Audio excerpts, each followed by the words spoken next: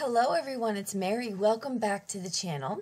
We are doing a design team project for Not2Shabby over at the shop. If you pick up some goodies, don't forget to use coupon code MARY10 for 10% off your order. So can I just say, this high heel shoe is gorgeous. This is from Ink on 3. That's what I'm coloring today and for the project. And I don't even wear high heel shoes anymore. Listen, I'm past that life. That is no longer. I'm in Skechers on the way to work, and I'm in flats all day. But I will live vicariously through card making. So I am going to stamp out this beautiful high heel shoe in Memento Tuxedo black ink because I'm going to be doing some alcohol marker coloring. Here is my color chart for my master markers. I have 160 of them. It's the set A and set B, and I believe that's the complete set. A lot of great colors, lots of things to choose from. And I like to, this is what I'm starting off with my reds. I like to use my master markers for big images or chunky images where there's a lot of space. The reason for that is because they have a very soft brush nib. It's a little bit softer than the Copic, and so when I'm coloring, I like to have a lot of space to work within. So if I use a bullet nib on these, I would most likely have to use, if I use a bullet nib for this image, I would most likely have to use my chisel side because there's just a lot to color in. You don't have to, it just makes it for faster coloring. And so with my master markers, they work beautifully. So they're very, very juicy markers. If you have them, you know what I'm talking about. So you have to be careful about bleeding. Don't spend too much time on the ends. Kind of get in and get out and move on to your next color. But I'm taking a page from both Courtney Krieber and Kelly Latavola here, and I am basically starting with my lightest to map out where my shadows are going to be, and then I'm going in with the darkest to be the shadows. And then from there, the dark, medium, light. And so I put up the colors in the very beginning of this segment so you can see which ones I'm using, because I don't know that you can necessarily see the marker number from this view as I put it down on my surface. So I'm just going through, and I thought it would be really fun to make a beautiful red shoe. I don't know much about shoes, but here's the grays that I used. And in fact, I was going for a black look, and it came out just the way I want it. Next up are the yellow. This is something new I'm doing. It's a little bit faster for the editing process, so you can always just pause and jot down if you have these markers what colors I'm using. So I colored this shoe a few times actually off camera, and I posted on social media. I did a red one a few weeks back, and I did not know what color to do the flower because I didn't know what would really complement it very well.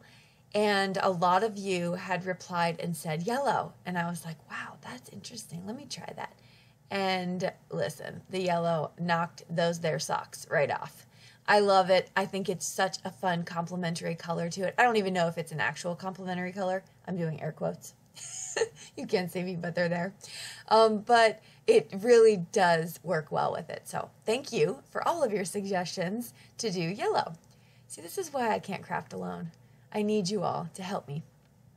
Flowers are very difficult for me. I'm still working on it. I'm actually still a very new alcohol marker colorer, but I'm never going to be able to claim that I'm experienced if I don't start, and when you start, you're new. So I got to start somewhere. So I'm going through and just using those three colors to get a little bit of dimension, but it's not nearly as fun as some of the flowers I've seen with all the flicking and the white space, and you know what I'm talking about, all those highlights. I'll get there. So after that, I put some Nuvo sparkle pen all over the shoe. Originally, it was supposed to just be the flower, but then I was like, no, you got to make this whole shoe sparkle. It has to be that way. So I did that, and then after I get that nice and sparkled up, I take some gold.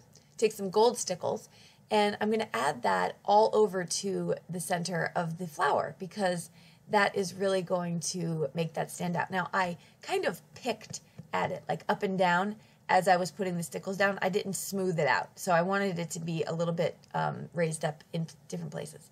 Took that Memento marker, outlined the image after I fussy cut, and then this is how I store my stencils. I've showed you this before, but I find this extremely useful because Otherwise they were just stuffed away and I never used them. So I wanted to show you, I first started to try to do this in portrait mode, but then I decided that wasn't going to work for me, so I switched the cardstock on the other side. There's two sides to paper, don't forget, unless you're doing alcohol coloring, and then you only have one side and you need to move on if you make a mistake. So I'm taking my 3 Distress Oxide colors here, and I'm going to get this beautiful blend with my makeup brush of a sunset or a sun rays, whichever. And you can see the reveal here. I love it. I think it's so fun. And I'm not going to try to get any of those colors inside the rays. I'm just going to keep it white. I mean, you get the idea. The idea is that this is a sun of some sort. So I don't need to make it too realistic. Using my Tonic trimmer, I'm going to trim that down just a wee bit on each side.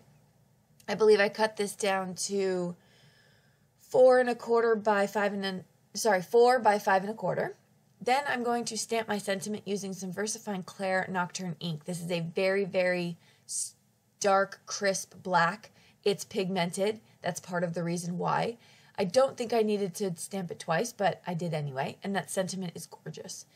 And then I'm going to put my glitter cardstock here through my die cutting machine because you know me, I don't think I need to keep repeating myself, but I am not wasting that glitter cardstock. So that inlay piece is going to be used for a different project.